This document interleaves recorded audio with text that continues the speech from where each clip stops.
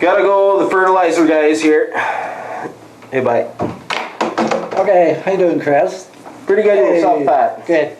Hey, thanks. I thought you were never going to get rid of that guy. I've been writing down some notes here while we got to take it. So what's going to do, sell you another tractor? Oh, yeah, never ending. Always calling. So, hey, Chris, what I want to do is just go over, start working on next year's crops, and what I'd like to do is find out, you know, how things went, what you did last year, what you're thinking, and how's it going. So I'm going to start with winter wheat, and normally you plant winter wheat after the edible beans. So did you do that this year? Yes. So just for the records, where is your wheat being planted this year, or where is it? At home in Ebenezer's. Okay, so I got my records. Home is 98 acres and Ebenezer is 96, so that's 194 acres. Is that about right? Yep. And so how many acres total crops do you have altogether? About 900. How did the edible beans yield? Well, let me check my notepad here. Yeah, about 22 bags. 22. Yeah. Yeah, that's good. How did your wheat yield? Well, let me just flip the page here. About 64 bushels. 64. Yep.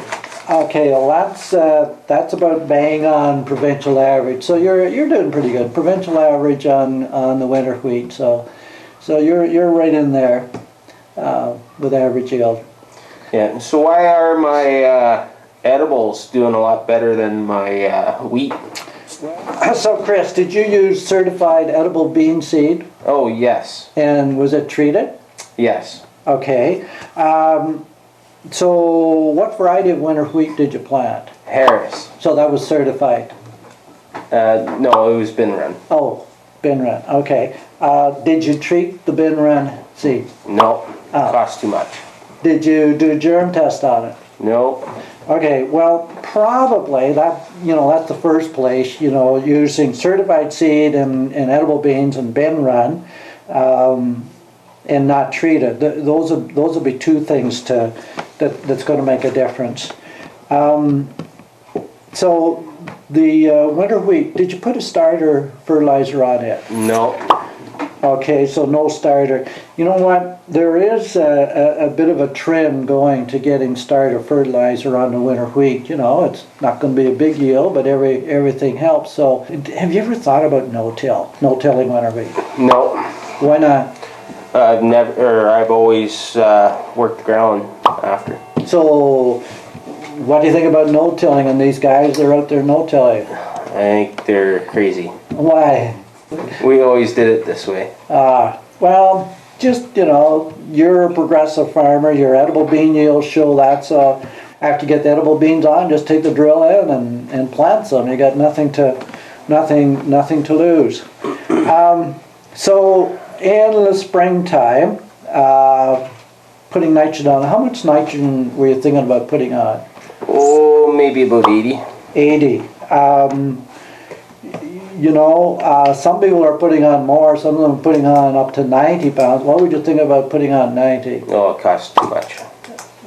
But you put money in, you get money out, you must be getting a good price for the wheat, or how much are you getting for the wheat? Yeah, I have no idea what the wheat board's paying me, so. But you got no idea really what you're getting? No. Well, there is a way to figure it out. It is a little bit not as straightforward as corn, but there is a way to figure it out. So I want to talk to you about a couple other things. There is some new interest in different things in wheat. Have you been following any of the new information on winter wheat or on wheat seed, or going to any of those days or anything?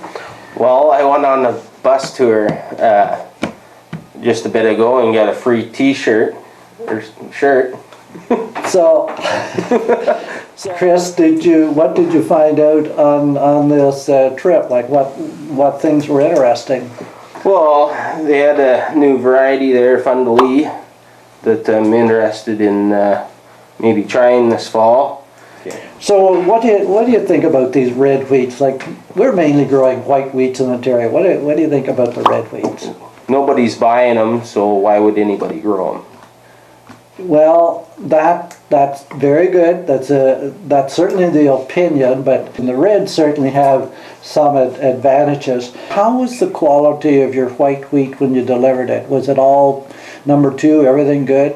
I had a bit of sprouting. So how come you had sprouting problems on the whites? Well, I was maybe left it too long and for it to get dry. So did you start, did you wait for it all to get dry before you started? Yep. Why? Maybe you gotta change a little bit of the way that you're thinking.